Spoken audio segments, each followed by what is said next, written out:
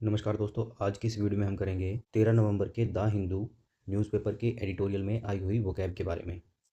तो आज का हमारा पहला वर्ड है प्लमेट।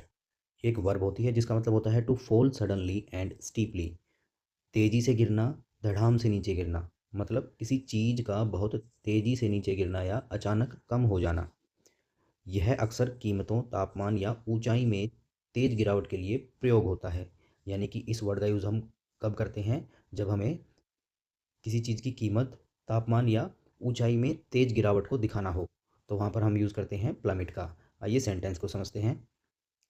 त्योहारों की सेल में स्मार्टफ़ोन की कीमतें अचानक गिर गई। तो यानी कि जो स्मार्टफ़ोन के प्राइस थे वो एकदम गिर गए। तो यहाँ पर कैसे यूज़ करेंगे इसका? Smartphone prices plummeted during the festive sale. तो प्लमेट का मतलब यहाँ पर है धड़ाम से नीचे गिर जाना या तेज़ी से नीचे गिरना। अब बात करते हैं इस वर्ड को याद करने की ट्रिक के बारे में। देखिए, तो इस वर्ड को तोड़ लेते हैं हम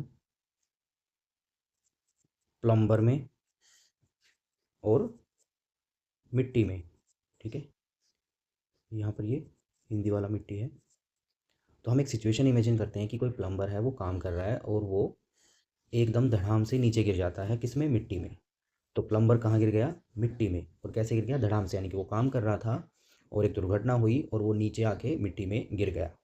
तो प्लमिट का मतलब हो गया किसी चीज़ का तेज़ी से या धड़ाम से नीचे गिर जाना। तो इस ट्रिक के साथ हम इस वर्ड को याद रख सकते हैं। इसके सिनोनिम्स हो जाएंगे फॉल शार्पली या ड्रॉप, और एंटोनिम्स इसके हो जाएंगे राइज या इंक्रीज। अगला वर्ड है अपार्थाइड, जो एक नाउन होता है जिसका मतलब होता है रेशियल सेग्रीगेशन पॉलिसी, नस्ल भेद की नीति या जातीय विभाजन। मतलब एक क्रूर और भेदभावपूर्ण व्यवस्था जिसमें लोगों को नस्ल या जाति के आधार पर अलग अलग रखा जाता है। दक्षिण अफ्रीका में लंबे समय तक यह नीति लागू रही। तो यानी कि ये एक तरह की नीति है जिसके अंदर क्या किया जाता है? लोगों को नस्लीय भेदभाव के आधार पर अलग अलग किया जाता है या उनके साथ भेदभाव किया जाता है।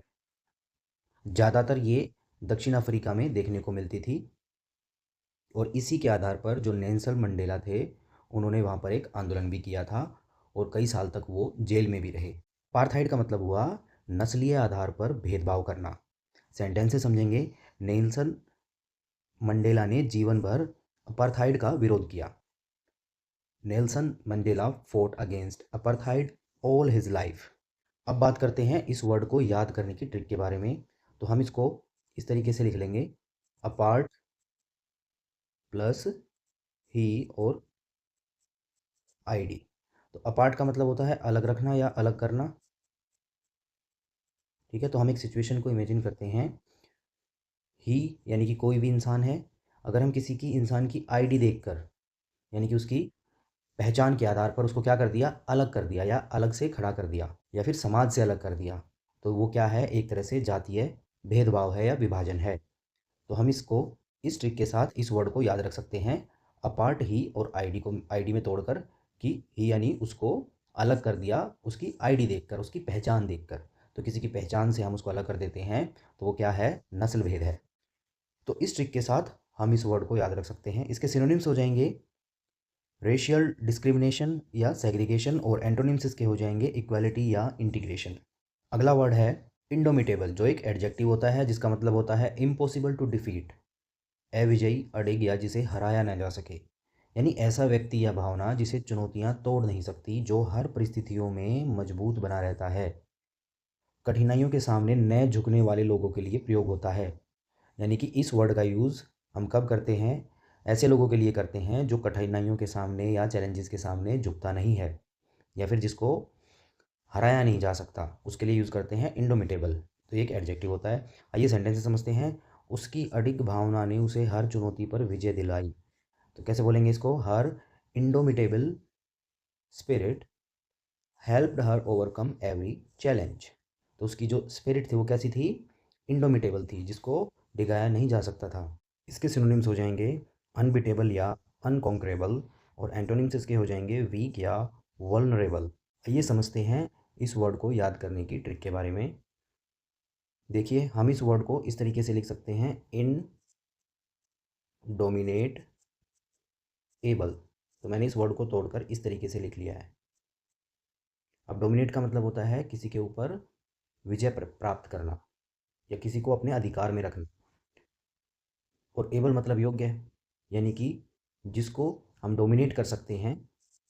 ऐसा इंसान कैसा है कि उसके ऊपर विजय प्राप्त की जा सकती है, लेकिन ऐसा व्यक्ति जिसके ऊपर विजय प्राप्त नहीं की जा सकती, उसके लिए हमने लगा दिया इन। तो ये उसका उल्टा हो गया, जैसे हम अन लगा देते हैं, ऐसे ही हमने यहाँ पर इन लगा दिया है, तो यानी कि ये उल्टा हो गया, उसको डोमिनेट नहीं किया जा सकता। तो इंडोमिटेबल का मतलब जिसको जीता नहीं जा सकता, जिसको हराया ना जा सके। तो इस ट्रिक के साथ हम इस वर्ड को याद रख सकते हैं। अगला वर्ड है जाउस्ट, जो एक वर्ब या नाउन होता है, जिसका मतलब होता है medieval fighting contest on horse back. घुड़सवार योद्धाओं की भाला युद्ध प्रतियोगिता, मतलब मध्ययुगीन समय की एक प्रतियोगिता जिसमें दो योद्धा घोड़ों पर बैठकर भालों से एक दूसरे को गिराने की कोशिश करते थे। कभी कभी तर्क या बहस की तेज टक्कर के लिए भी प्रयोग होता है। मतलब यानी ये जो वर्ड है जाउस्ट, इसका मतलब एक तरह से एक पुराने समय की प्रतियोगिता से है, जिसके अंदर क्या होता था, लोग घोड़ों के ऊपर बैठकर एक दूसरे के ऊपर भालों से प्रहार करते थे या अटैक करते थे। तो इस तरह का जो कॉन्टेस्ट होता था, कब, पुराने टाइम में यानी मध्य युग में। तो इस तरह के कॉन्टेस्ट को बोला जाता था जाउस्ट, जिसमें घुड़सवार घोड़ों के ऊपर बैठकर भालों के साथ प्रतियोगिता करते थे। तो अब इसका यूज़ कैसे किया जाता है, कभी कभी तर्क या बहस की तेज टक्कर के लिए, यानी कि तो अगर दो लोग बहस कर रहे हैं और वो भी तर्क के साथ बहस कर रहे हैं, ठीक है, तो वहाँ पर भी इस वर्ड को यूज़ किया जा सकता है। आइए सेंटेंसेस समझते हैं। दोनों राजनेताओं ने लाइव टीवी पर जमकर डिबेट की और एक दूसरे को मात देने की कोशिश की। तो कैसे बोलेंगे, the two politicians jousted on live television, each trying to outsmart the other. तो ये जो जॉस्टेड है, यानी कि उन्होंने बड़े ही तर्क के साथ बहुत जोर की बहस की। तो यहाँ पर ये वर्ड यूज़ हुआ है। सिनोनिम्स इसके हो जाएंगे ड्यूअल या कॉम्बैट, और एंटोनिम्स इसके हो जाएंगे ट्रूस या पीस। और इस वर्ड को याद करने की ट्रिक मैं आपके ऊपर छोड़ता हूँ। आप अपनी ट्रिक खुद बनाइए इस वर्ड को याद करने के लिए, और जो ट्रिक आपने बनाई है उसको कमेंट सेक्शन में ज़रूर बताइएगा कि आपने किस ट्रिक के साथ इस वर्ड को याद किया है।